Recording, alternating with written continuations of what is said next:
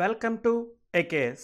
మనం ఈరోజు macro ఎకనామిక్స్లో 12th NCERT అయినటువంటి మ్యాక్రో ఎకనామిక్స్లో లాస్ట్ చాప్టర్ అయినటువంటి ఓపెన్ ఎకానమీ మ్యాక్రో ఎకనామిక్స్ అనేటటువంటి ఈ చాప్టర్ గురించి మనం ఈరోజు తెలుసుకోవడం జరుగుతుంది. My dear friend, this is the last chapter అండి.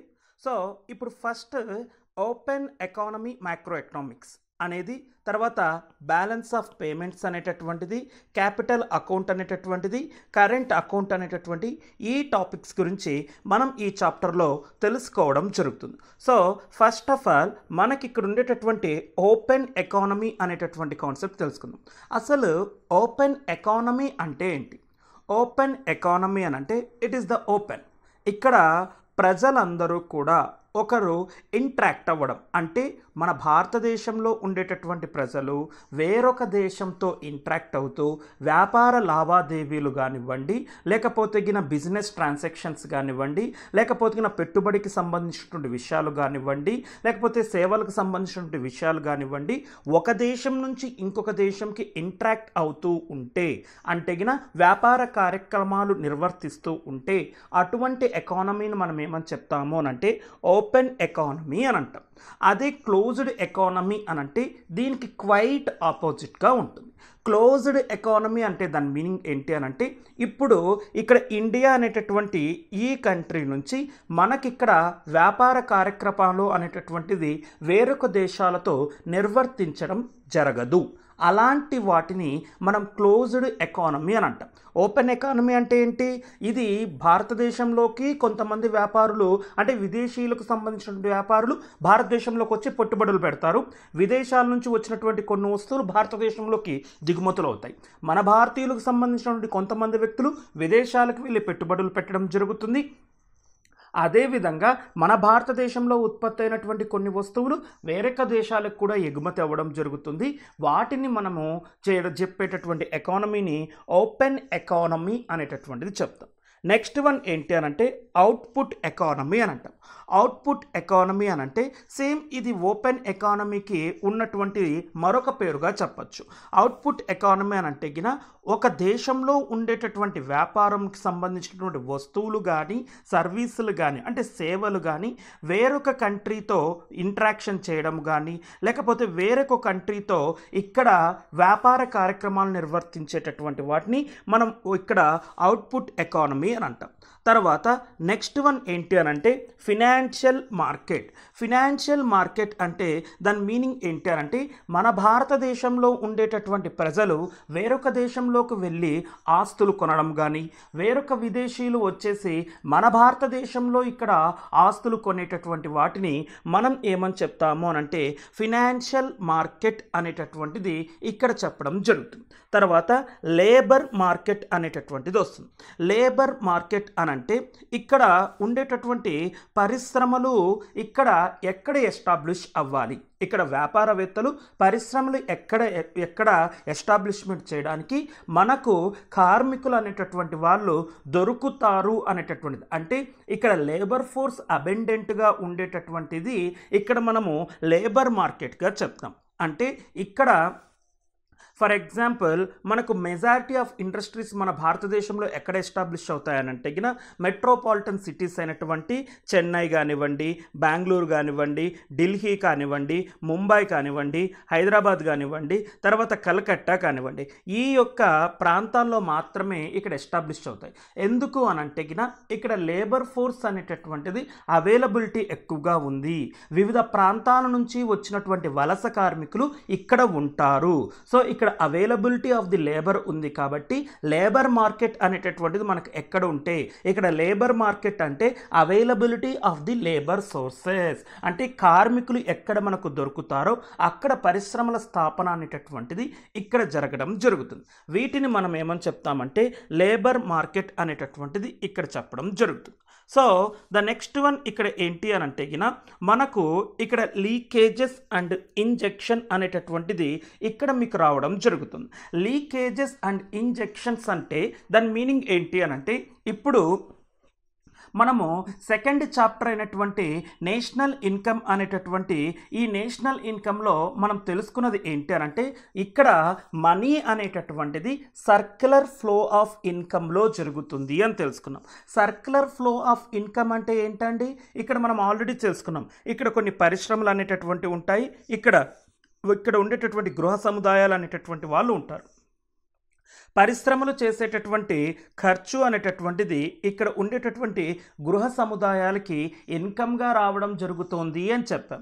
అదేవిధంగా గృహ సముదాయాలు చేసేటటువంటి వాటికి ఇక్కడ వచ్చేటటువంటిది పరిశ్రమలకు ఇక్కడ ఆదాయం రావడం జరుగుతుంది.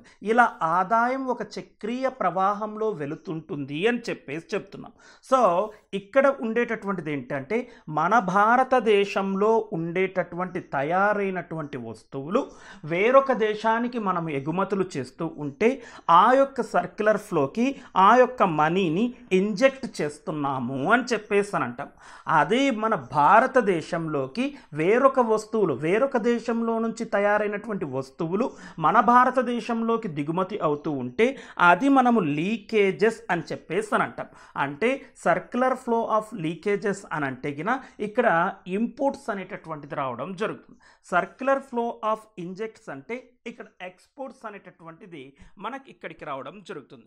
సో ఇక్కడ మనీ సప్లై అనేటటువంటిది సర్క్యులర్ ఫ్లోలో ఇంజెక్ట్ అనేటటువంటిది రావడం జరుగుతుంది, లీకేజ్ అనేటటువంటిది రావడం జరుగుతుంది. ఇంతకు ముందే మనం తెలుసుకున్నాం. ఇక్కడ ఓపెన్ ఎకానమీ అనేటటువంటి కాన్సెప్ట్లో మనం ఏం తెలుసుకున్నాం? ఇక్కడ ఒక కంట్రీలో వచ్చినటువంటి ఎక్స్పోర్ట్స్ వేరే కంట్రీకి, అంటే ఎక్స్పోర్ట్స్ అంటే భారతదేశంలో తయారైనటువంటి వస్తువులు వేరే కంట్రీకి వెళ్తాయి, మన భారతదేశానికి వేరే కంట్రీస్ నుంచి దిగుమతులు కూడా రావడం జరుగుతుంది. ఇవి రెండు జరిగేటటువంటి దాన్ని మనం ఓపెన్ మార్కెట్ అంటాము, అవుట్పుట్ మార్కెట్ అని కూడా చెప్తాము. అదేవిధంగా ఇక్కడ ఎక్స్పోర్ట్ వచ్చేటటువంటిదేమో ఇక్కడ మనం ఏమని చెప్తామంటే ఇంజెక్ట్, అంటే సర్క్యులర్ ఫ్లో ఆఫ్ ఇన్కమ్కి ఇంజెక్ట్ అని అంటాం. అదే సర్క్యులర్ ఫ్లో ఆఫ్ ఇన్కమ్కి ఇక్కడ మనకి వచ్చేటటువంటి ఇంపోర్ట్స్ అనేటటువంటిది ఏంటి అని అంటే లీకేజెస్ అనేటటువంటిది ఇక్కడ చెప్పడం జరుగుతుంది. సో నెక్స్ట్ ఇక్కడ ఏంటి అని అంటే మనం ఇక్కడ తెలుసుకున్నటువంటిది ఏంటి అని అంటే ఎక్స్ అనేటటువంటి కంట్రీ ఉంటుందండి, ఇక్కడ X1 అనేటటువంటి కంట్రీ ఉంది, ఇక్కడ X2 అనేటటువంటి కంట్రీ అనేటటువంటిది ఇక్కడ ఉంది అని అనుకుందాం. అంటే ఇక్కడ X1 X2 ఈ 3 కంట్రీస్ అనేటటువంటివి ఇక్కడ ఉన్నాయి.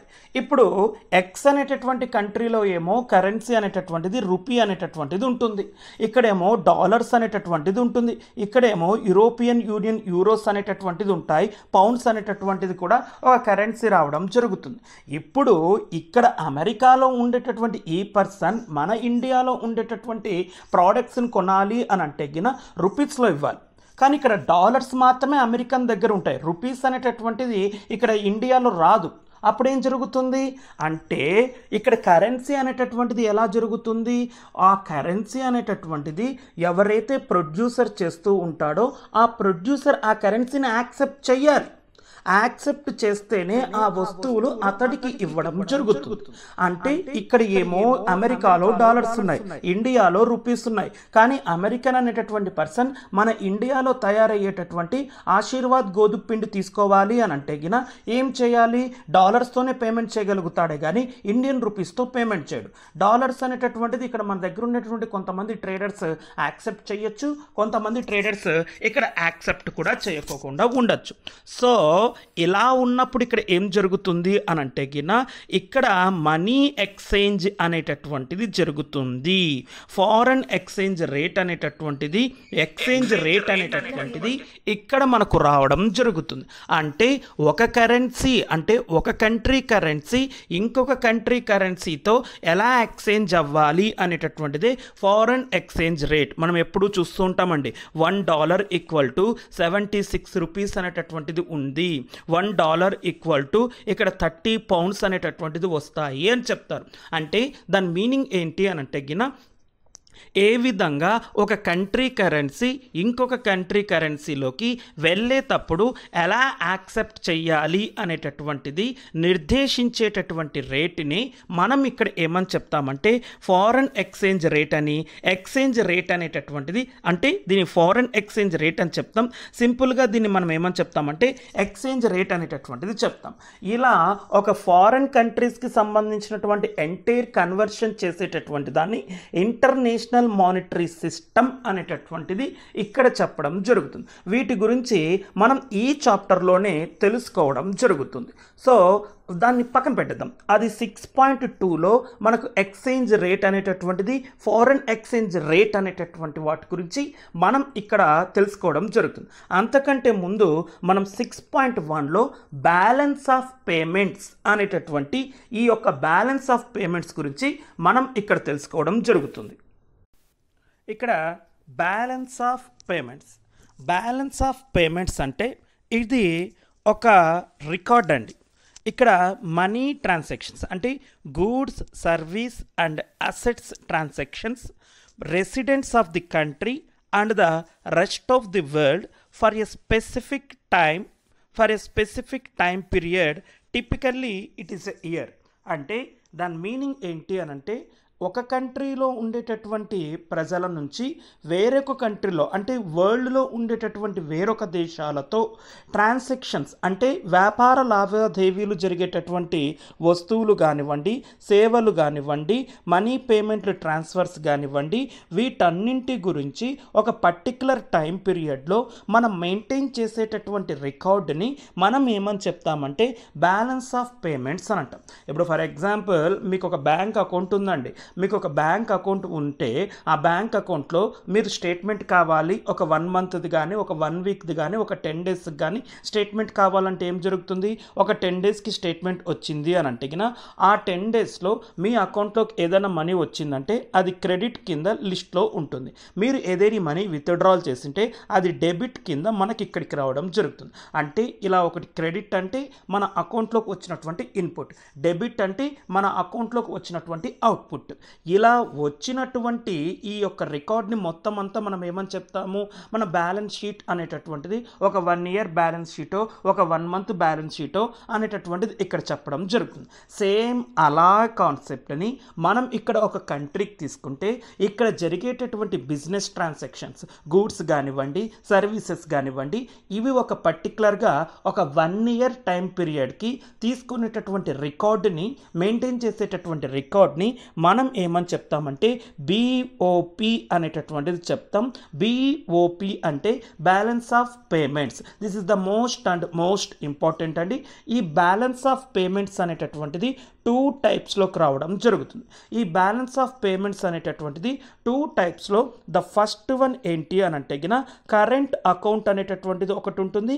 సెకండ్ వన్ ఏంటి అని అంటే క్యాపిటల్ అకౌంట్ అనేటటువంటిది ఉంటుంది. సో బ్యాలెన్స్ ఆఫ్ పేమెంట్ అనేటటువంటి దీంట్లో ఇక్కడ 2 మెయిన్ అకౌంట్స్గా రావడం జరుగుతుంది. ఆ 2 మెయిన్ అకౌంట్స్ ఏంటంటే ఫస్ట్ వన్ కరెంట్ అకౌంట్ అనేటటువంటిది, నెక్స్ట్ వన్ క్యాపిటల్ అకౌంట్ అనేటటువంటిది వస్తుంది.